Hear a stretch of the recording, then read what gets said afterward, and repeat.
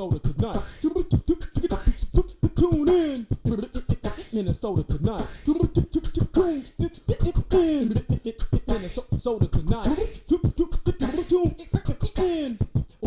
Minnesota tonight. Tune in, Minnesota. Tune in, Minnesota tonight. Tune in, Minnesota tonight. Tonight. Minnesota tonight. Tonight. Minnesota tonight. Minnesota tonight. Yeah. I'll probably take those. Hello, everyone. I'm Lizzie Gardner. And I'm Cody Nelson. And this is the state of Minnesota. A 19-year-old University of Minnesota freshman prevented a 24-year-old woman from jumping off a bridge into the Mississippi River last Sunday after talking to her for 25 minutes. The young woman walked away with her life and also made Minnesota history by having the longest conversation ever with a college freshman without jumping off a bridge. Callaway, Minnesota was completely evacuated last week after a freight train collided with a truck carrying propane, both of which were right next to a grain elevator, which was right next to a propane storage facility. Meanwhile, at a cliffside Hollywood mansion, Michael Bay has begun to slow clap.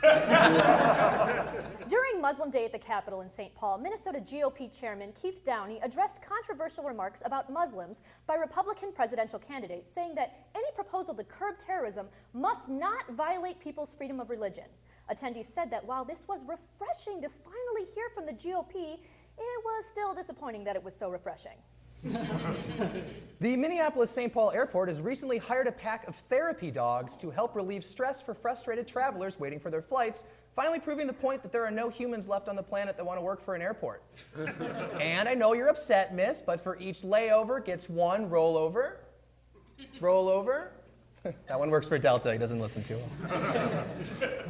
An Oakdale woman is opposing a proposed Gold Line East Metro Transit expansion on the grounds that it would urbanize the area. She later went on to say, this is the suburbs. People don't move to the suburbs to ride a bus. That quote translated, people don't move to the suburbs. They don't move to the suburbs to see black people. Yeah. Republican State Senator Julie Rosen has proposed a state bonding bill that would provide $300,000 to build a museum commemorating the Jolly Green Giant Food Company. Look, there's already a place dedicated to people appreciating prepackaged vegetables. It's called the grocery store. A registered sex offender playing the Easter Bunny at a North Dakota mall was arrested last week. Which begs the age-old question, which came first? The precocious toddler or the pervy mall Santa? We may never know. The Minneapolis restaurants Upton 43 and Victory 44 have ended the experiment to stop tipping and including service in the price due to poor feedback. So essentially, restaurant guests don't really feel like they should have to pay for a server's living wage. And that's completely fair. I mean, restaurants don't want to either. A Monticello, Minnesota company, Ideal Conceal, is making waves this week for introducing a handgun that looks like a cell phone for a more conspicuous concealment. Whew! Suddenly, drunk dials have become a lot more than just a figurative game of Russian roulette. New gun! Who dis? Metallica will be one of the first bands to play in the newly opened US Bank Stadium later this year, and tickets for their show sold out in under 10 minutes. Wow, how cool. That really speaks volumes about Minneapolis. First of all, apparently a lot of people in this town still own snakes. In 2016, the Walker Art Museum has moved their acclaimed artist-inspired mini-golf to the roof of the building. A spokesperson for the Walker Art Center said, "Stop trying to fight it. Your first dates are gonna happen here." A man was injured last week at the Mall of America after falling off a third-floor escalator, landing on a kiosk on the main floor. Eyewitnesses say the man was last heard muttering, "Cinnabon's this way, right?" Swedish rapper Young Lean had a show canceled in Minneapolis last week when an ISIS bomb threat was made on the Fine Line Music Cafe, which begs the question, where was ISIS when my mom made me go see Bon Jovi in '95? ISIS. ISIS! Give me a break. Police statistics show that 59 people were shot in Minneapolis from the beginning of the year up until March 28th, nearly doubling the amount in the same time period from last year. Man, it really has been nice out lately. So nice. The Hazelden Betty Ford Rehab Facility released a study stating that problem drinking has become an issue among lawyers, to which I say, no, it's pretty much everyone. An Eden Prairie car dealership gained national attention this week when people lined up and waited for hours to put down a $1,000 deposit on the new Tesla Model 3, which is not even expected to begin production until late 2017. One patron in line was quoted as saying, "It's nice to have something to look forward to." And while I don't know a lot about cars, there's something really soothing about Tesla enthusiasts being as sad as the rest of us. The Republican Party of Minnesota has not decided on a final procedure by which they will elect delegates to attend the Republican National Convention in Cleveland in July. At press time, Republican officials said, "We're having a tough time because you have to go to Cleveland is maybe the worst thing any Republican has said this year, except for Trump." 90s band Smash Mouth will be kicking off the upcoming Grandma's Marathon in Duluth this summer with a performance the night before the run. This is true.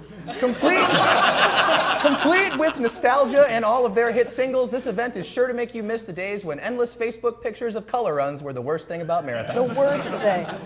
Ugh. Alongside Louis C.K. and author Jonathan Franzen, Senator Al Franken will be appearing on an upcoming episode of Celebrity Jeopardy, marking the only time 3 straight white men will be in Jeopardy this year. The first annual Night Nation Run, billed as a, quote, cross between a marathon and an EDM festival, is slated for an October debut at Canterbury Park. This is also true. Complete with DJs, scheduled dance breaks, strobe lights, fog, and confetti guns, this event is sure to make you miss the days when Smash Mouth was the most annoying thing about marathons. Now for tonight's top story, we go to the town of Litchfield in northwestern Minnesota, where a resident named Larry Fierro was ordered to build a fence around his property after he was seen doing yard work nude. However, new reports noted that he still wore work boots while in the yard. When asked about the boots, he said, "I'm a nudist, I'm not a crazy person." When asked why Fierro did not move to a nudist colony, he responded, "If everyone's naked, aren't we all just wearing clothes?" Pretty philosophical. He also added, "But seriously, this winter's been pretty brutal." At press time, Fierro gave in and started building a chain link fence. Not very helpful. Fierro's neighbors actually said in the spirit of home improvement, they were hoping for a really charming, fun Wilson situation from all this, but unfortunately all they got was a lot of tool time. Once again, I'm Lizzie Gardner. And I'm Cody Nelson. And this was the state of Minnesota. This was the state of Minnesota. Good night. Tune in tonight. Minnesota tonight. Minnesota tonight. Tonight, we'll take 10 to talk about bathrooms, Elvis's favorite place to eat and die, and my favorite place to text and cry. Now, there are 2 types of bathrooms. The bathroom in your house, the clean porcelain room where you give off the impression that you read time. And then there are public bathrooms where you rid yourself of bodily waste as quietly as possible while everyone else does it as loudly as possible. As much as we try to avoid using them, public bathrooms are a big part of our lives. It's where we do what we need to do, whether it be a number 1, a number 2, or a number 17, which is just the mock duck with broccoli. But in Minnesota, some are trying to make going to the bathroom an even more awkward experience. Minnesota lawmakers today introduced a bill banning transgender people from using bathrooms at schools and businesses that are different from their biological sex. When I ask my politicians to give a shit, this is not what I had in mind. Yes, we can all agree that privacy in public bathrooms is important, but clearly to the conservative robot humans program with gender binary code who wrote this bill, trans people are just to them sexual predators who only using the bathroom to harass innocent cisgender people. This despite the fact that there have been almost no reported incidents of a trans person doing any of those things. So if you think there is something inherently sexual about a public bathroom, maybe there's something wrong with you, not with trans people. Need we remember what Harold and Kumar have taught us? I can't take it anymore! Oh! Chris, are you still there? I hope none of you found that sexual in any way. But if you think about it, anyone can use the bathroom, even anatomically vague Charmin bears. With Charmin Ultra, less is more. When we say less is Was that dancing bear male or female? I really don't know. If a bear shits in the woods, does it even matter? And well, it might not matter for that Charmin bear. It does matter where a human trans person goes, because bathrooms are dedicated to specific genders. That means that they speak to the identity of the people using them. So those women using a women's restroom see themselves as women, and the men using the men room see themselves as men, because they certainly are. And if you force someone into a bathroom that they don't think they belong into, you're forcing them into an emotionally compromising situation which betrays their sense of self and their confidence. And on top of all that, it's logistically impossible. I mean, many transgender people are indistinguishable from cisgender people, like this man who was born female, or this woman who was born male, or this man. I actually don't know whether this guy was born male or female, because it's a stock photo, and I know as much about this guy as anyone else entering a public bathroom. So, how do representatives sponsoring this bill plan to check to make sure that those using the bathrooms are associated with their biologically assigned sex? Special IDs, birth certificates, Charmin bear-inspired invasive procedures like this? Happens to your father. You're clean. You got that right. Oh, God. Really, nothing says protecting privacy like requiring everyone to present their birth certificate every time they need to go pee. To Republicans, the only way to protect privacy seems to be by ending it. This is clear to even me, and I'm a cisgender white male. And it takes a lot of suffering for me to realize that there is a problem. I mean, things literally need to be on fire before I notice that there's a problem. But even I can see that there are massive emotional and social repercussions to this law. Its very existence is insulting and discriminatory to thousands of trans people who have done absolutely nothing to warrant it. And what's worse, as protective and non-discriminatory as people think they are, it doesn't help their argument when you consider the last time America has forced certain people into specific bathrooms by law. Now, this policy is being pushed by one activist group called the Children Protection League. If you just heard the name of the group, it would seem ridiculous not to support them. That would be like saying you didn't support the Puppy Petting Association, or the Stop and Smell the Roses Coalition, or the Lollipop Guild. But one of the main goals of the Children's Protection League is to push anti-trans legislation through the Minnesota legislature, which is almost as depressing of a fact as finding out that all of the puppies in the Puppy Petting Association are Nazis. It's strange, they don't even look like German Shepherds. Now, for example, when certain school districts across the state were debating allowing trans students to play on sports teams that correspond with their gender identity, the CPL ran a full-page ad in the Star Tribune that warned this would be the end of girls' sports. This ad is clearly transphobic, but it also is making sense-phobic. First of all, it's insulting and offensive to think that a grown man would be showering in a high school shower. But it's also ridiculous to think that anyone would be showering in a high school shower. Those showers are purely decorative, like that tape player in your sedan, or Brendan Fraser's agent. They used to have a purpose, but now they kind of just sit there. This is exactly the kind of hypothetical fear-mongering that the CPL relies upon to justify discrimination against trans people. Just look at the statistic on their homepage of their website. Quote, 90% of the public opposes bringing boys into girls' and women's bathrooms, and to the, quote, radical reinvention of gender. Well, no shit when you phrase it that way. People are just generally opposed to the term radical reinvention. I bet 90% of the public would say that they were opposed to the radical reinvention of ice cream, but they, in reality, are actually totally cool with eating Dippin' Dots. And while the efforts of transphobic groups like the Children Protection League have pushed discriminatory bills like these, Governor Mark Dayton has said that he would veto it if it was passed. However, there are other policies already in place that discriminate against transgender Minnesotans, like the discriminatory state insurance policies that specifically do not cover surgical treatment for gender dysphoria, making it almost impossible for people to access surgical treatment if they need it. It's going to take a concerted effort to change laws like these, that explicitly discriminate against trans people. But the first step is to not pass these laws. So to conclude, we would like to address the lawmakers supporting the bathroom bill. If you are so set on discriminating against people doing stuff in public based on their fundamental aspects of their identity, it shouldn't be based on their gender. It should be based on something more reasonable, like, I don't know, their names. Listen, this is going to sound far-fetched, but you laughed at the Charmin Bear thing, so just hear me out. Thinking trans people are going to do terrible things doesn't make any sense, but thinking a guy named Bud might do something terrible does kind of make sense if you believe every incendiary claim about people born with the name Bud. Or, for example, I feel uncomfortable with anyone named Trevor working out in a public gym. Because although I have no evidence for this claim, I have heard that they lick all the dumbbells.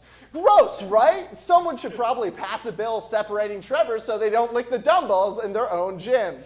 Or we could just ban Jessicas from entering libraries because even though it's never happened before, we all know that they're just going to release a flock of geese in the poetry section. Yeah, that's ridiculous. And if you didn't know, 90% of the public opposes anyone named Jessica from releasing a flock of wild geese into public library. It's true, we asked. And if you're thinking to yourself, hey, that doesn't seem fair to the Jessicas or Trevors or Buds, because they haven't done any of those things you just said, yeah, that's exactly the fucking point. So let's not do it to trans people either. Thank you very much. Have a good night.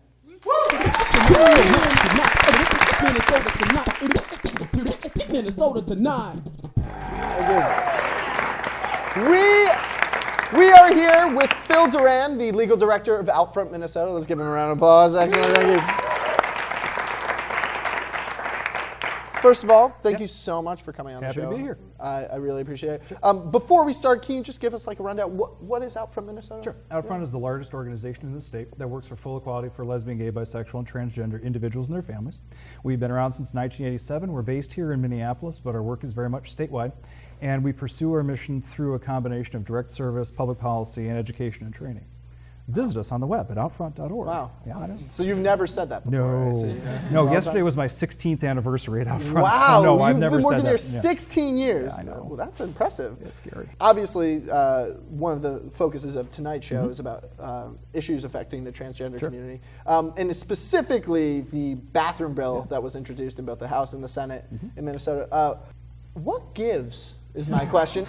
So why are these bills coming up now? You know, transgender people have existed before. Yeah. You know. Yeah, I think it's a combination of things. I mean, one, I think to some degree there's a Caitlyn Jenner effect. It's just the fact is that there are more out trans people, there are more visible trans people, and so the issues of concern to them are higher on the radar, I guess, for everybody. And some people are freaking out. In part, I think there's also a degree of a backlash, frankly, from the marriage equality movement. There are people who would love to hurt the LGBT community and use it use attacks on the LGBT community as a way to promote their own party, their own votes, things like that. And after marriage equality, I mean, it became clearer that it was very hard to attack gay, lesbian people. Bisexual people, it's a little bit separate, but transgender people are often felt as sort of the weak link in the chain. We can go after them.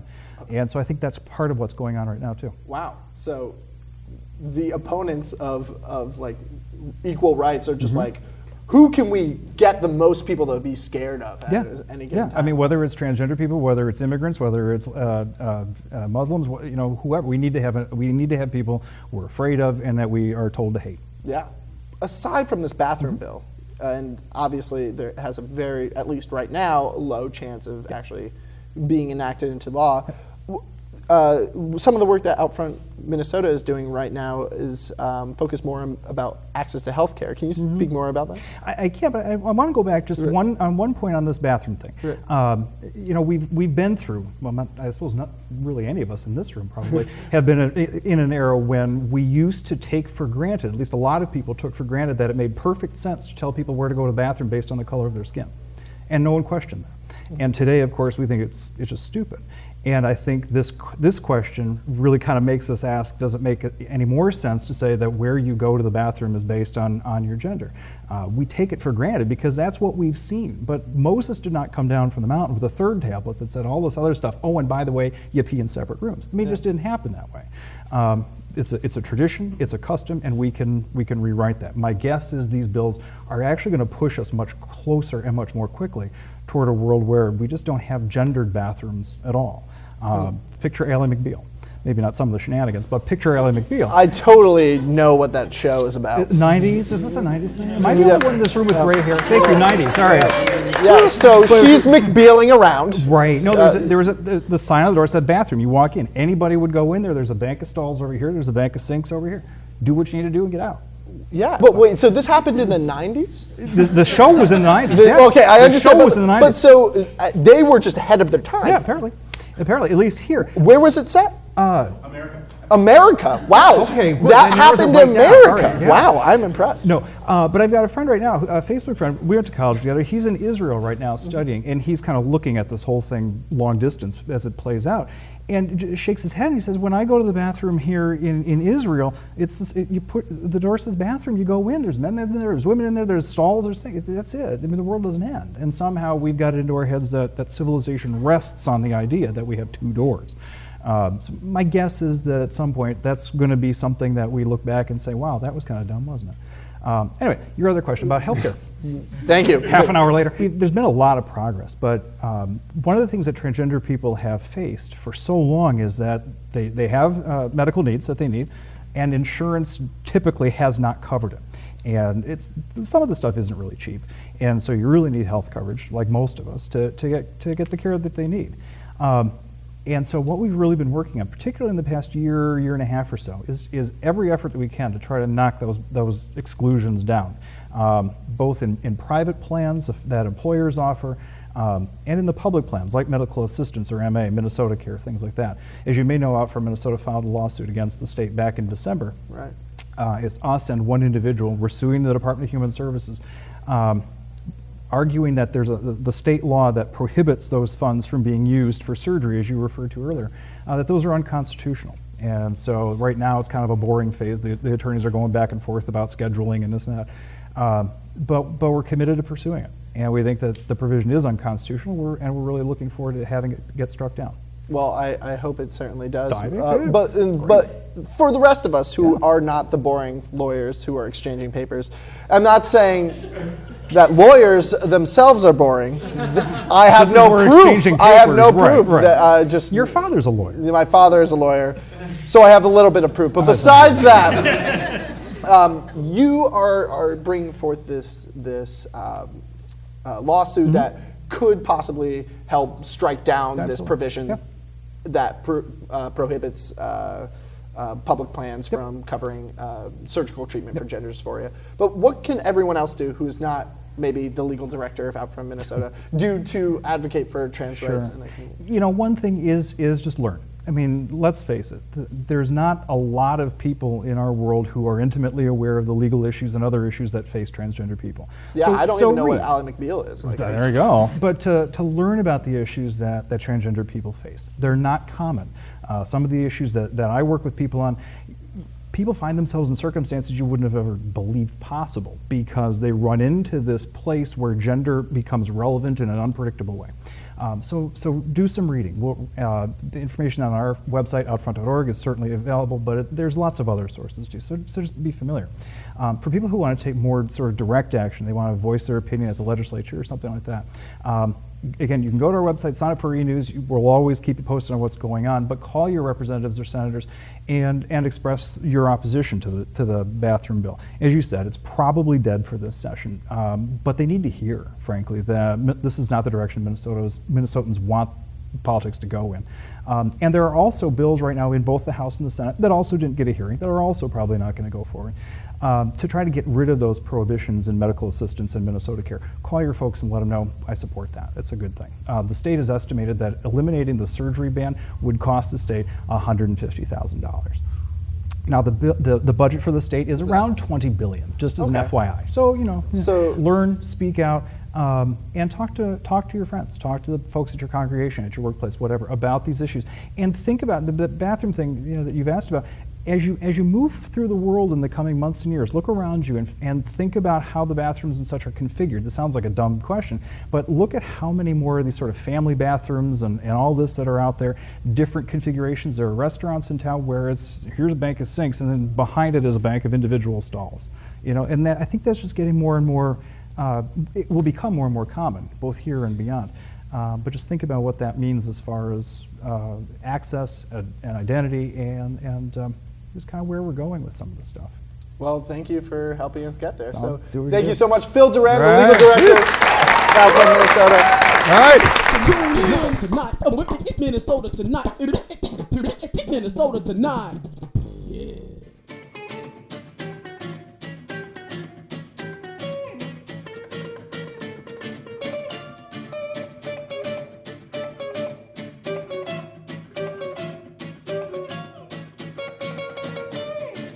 In the afterlife, you could be headed for a serious strife. Now you make this scene all day, but tomorrow there'll be hell to pay. In the afterlife, you could be headed for a serious strife. Now you make this scene all day, but tomorrow there'll be hell to pay. Now people listen attentively, I mean about a future calamity. I used to think the idea was obsolete until I heard the old man stabbing his feet.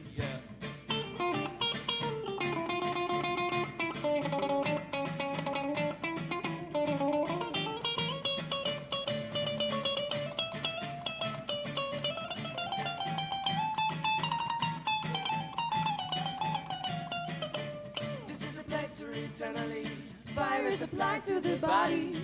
Teeth are extruded and bones are ground, baked into cakes which are passed around. In the afterlife, you could be headed for a serious strife. Now you make this scene all day, but tomorrow there'll be hell to pay.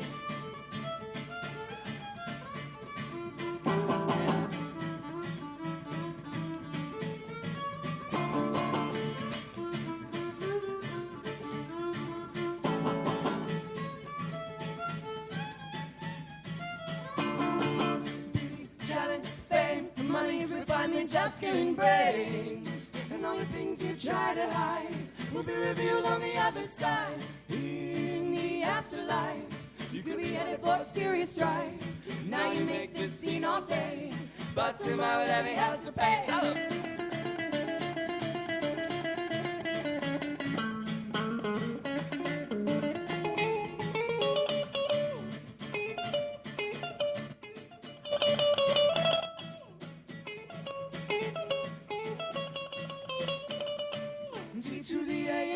And the N and the A and the T and the I-O-N.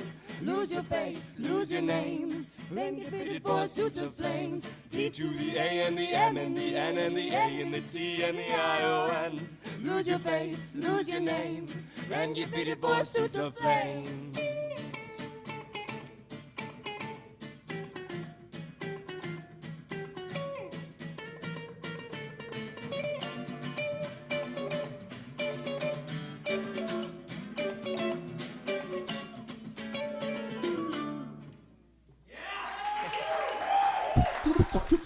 Tune in, Minnesota tonight. Tune in, Minnesota tonight.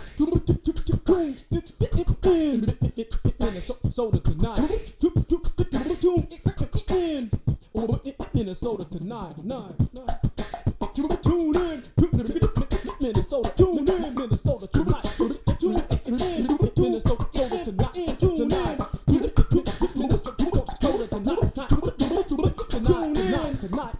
Minnesota tonight. Minnesota tonight.